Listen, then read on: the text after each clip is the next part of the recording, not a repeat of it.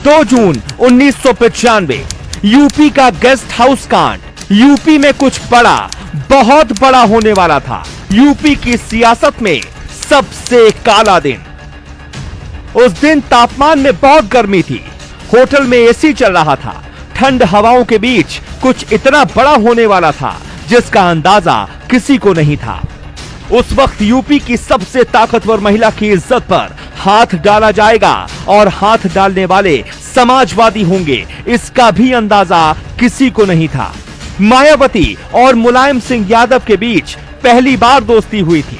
ये दोस्ती ऐसे टूटेगी किसी को पता नहीं था। वो घटना इतनी बड़ी है कि यूपी की हर पीढ़ी को पढ़ना होगा। कहा जाता है कि मायावती के कपड़े तक फाड़ दिए गए थे। उसी कांड को यूपी का गेस्ट हाउस कांड कहते हैं। अब जरा विस्तार से समझिए। मायावती के जीवन पर आधारित अजय बोस की किताब बहन जी में गेस्ट हाउस घटना का जिक्र विस्तार से किया गया है। ये कहानी उसी पर आधारित है। बीजेपी की सत्ता को हटाने के लिए धुर विरोधी मायावती और मुलायम सिंह यादव एक साथ आ गए, हाथ मिलाया, गठबंधन में चुनाव लड़ा और मायावती के समर्थन से मुलायम सिंह यादव मुख्यमंत्री बन गए। 2 साल बाद ही 2 जून 1995 के दिन मायावती ने समर्थन वापसी का ऐलान कर दिया। मुलायम सिंह यादव की सरकार अल्पमत में आ गई। लाख कोशिशों के बाद भी बात नहीं बनी। फिर जो होने वाला था उसका अंदाजा किसी को नहीं था। मायावती लखनऊ में मीराबाई गेस्ट हाउस के कमरा नंबर 1 में रुकी थी। नाराज सपा के कार्यकर्ता उस कमरे तक पहुंच गए।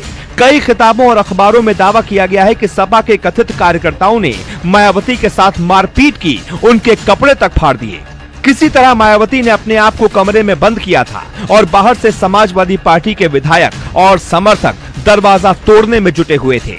सपा के विधायक हर हाल में मायावती को बाहर देखना चाहते थे। वो मायावती से दो हाथ कर मायावती को सबक सिखाना चाहते थे। उस वक्त यूपी के सीएम थे मुलायम सिंह यादव, तो मायावती के मदद मांगने के बाद भी उन्हें मौके पर मदद नहीं मिली।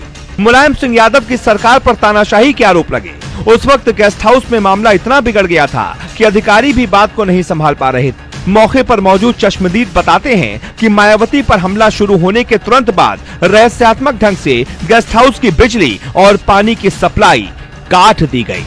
लखनऊ के डीएम गेस्ट हाउस पहुंचे तो मामला बहुत बिगड़ चुका था। उन्होंने संभालने की कोशिश की तो सपा नेताओं और विधायकों का सामना करने वाले डीएम का देर रात ही तबादला हो गया।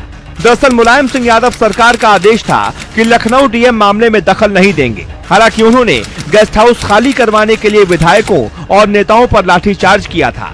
अब तक मायावती लखनऊ के उसी गेस्ट हाउस में मौजूद थी, कमरा नंबर 1 में, डरी सहमी सी।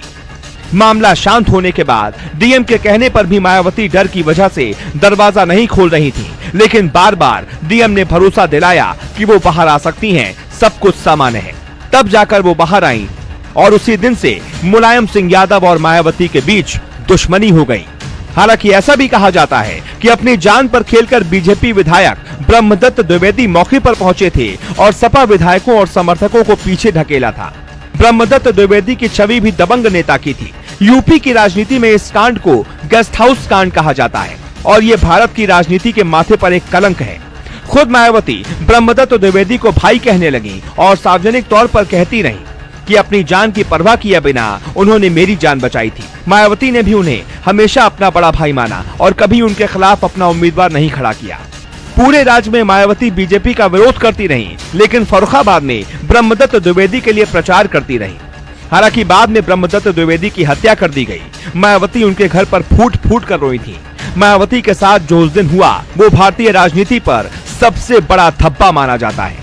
कहानी आपको कैसी लगी जरूर बताइएगा। साथ ही कमेंट कर ये भी बताइएगा कि क्या मायावती के साथ वाकई गलत हुआ था।